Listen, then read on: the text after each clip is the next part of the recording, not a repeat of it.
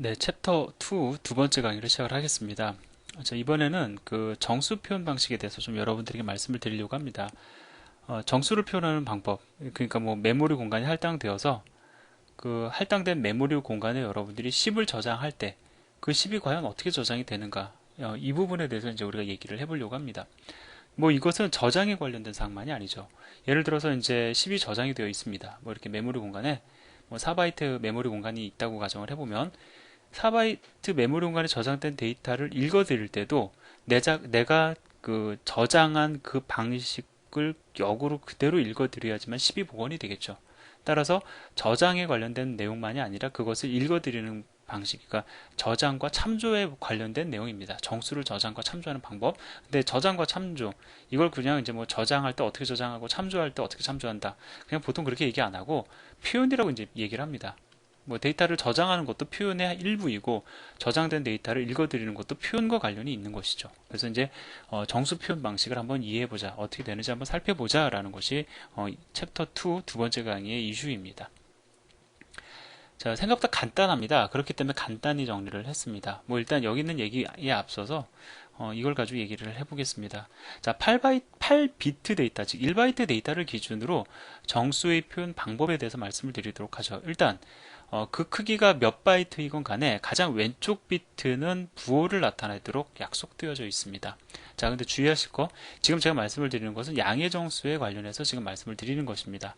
그래서 일단 뭐 음의 정수냐 양의 정수냐를 구분하는 기준은 왼쪽 비트만 딱 보면 알 수 있습니다. 그래서 0이면 양수예요. 0이면 양수입니다. 그런데 1이면 이것은 음수를 의미합니다. 자, 그러니까 딱 보니까 지금 왼쪽이 0이니까 분명 얘는 양수이겠죠. 자, 만약에 1이었다라고 하면 얘는 음수가 됩니다. 그러면 일단 얘는 0이니까 분명 얘는 1바이트로 표현된 이 데이터는 양수일 겁니다. 그럼 나머지 이제 7비트는 무엇인가? 이 7비트는 부호가 결정됐으니까 데이터의 크기를 의미합니다. 자, 그럼 여러분들이 이진수에 익숙하다고 가정을 하고 혹 아직 익숙치 못하시다면은 그 책의 그 부록에 이진수에 대해서 좀 별도로 정리를 해놨으니까 그 부분을 참조하시기 바라고요. 근데 거의 대부분은 이진수가 익숙하실 거라고 생각이 듭니다. 자, 얘 같은 경우 1이죠. 1, 2, 4, 8, 16. 그러면 16 더하기 4 더하기 1은 21이죠.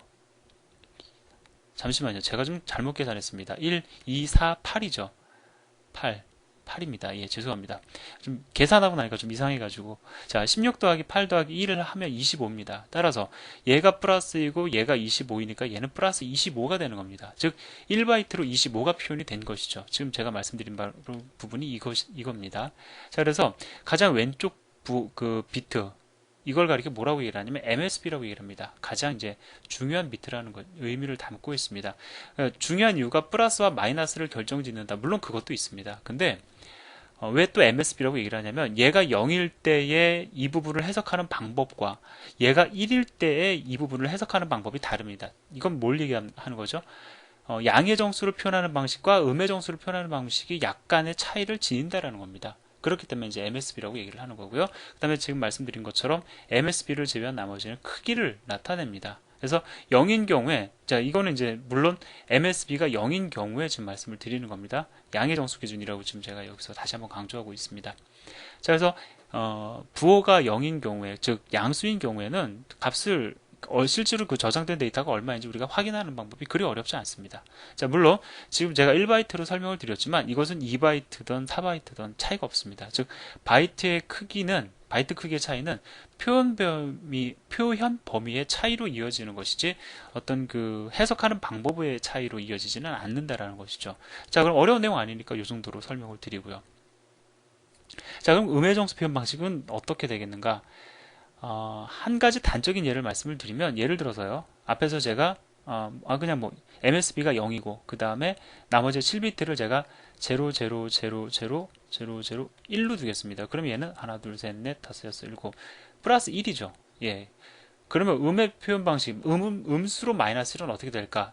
그러면 MSB가 당연히 1일 거고, 그럼 이제 마이너스니까. 그 다음에 음의 정수의 크기를 이쪽에 표현, 즉 1이니까 0, 0, 0, 0, 0, 0, 1 아닐까라고 이제 판단을 할 수가 있는데, 만약에 얘가 마이너스 1이라면 어떻게 해석을 해야 되냐면 이것을 한번 더 해보도록 하죠. 마이너스 1과 플러스 1을 더하면은 얘는 0, 1, 그 다음에 다 0일 거고, 그 다음에 1이 되겠죠. 그럼 1, 0, 0, 0, 0, 1, 0가 0으로 해석되어줘야 됩니다.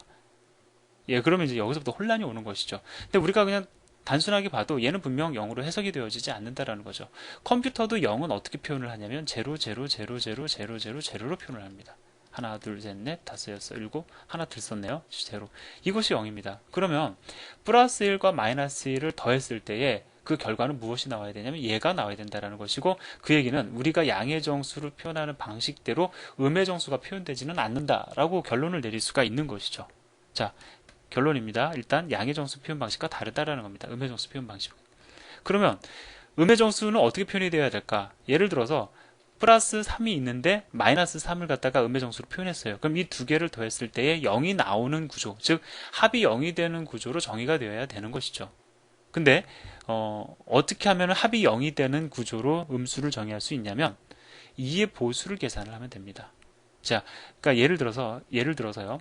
플러스 3이 있습니다. 근데 이 플러스 3의 이 음의 보수를 여러분들이 구하죠. 그럼 이거를 갖다 실제로 더해보면 0이 나와요. 즉 음의 보수가 2의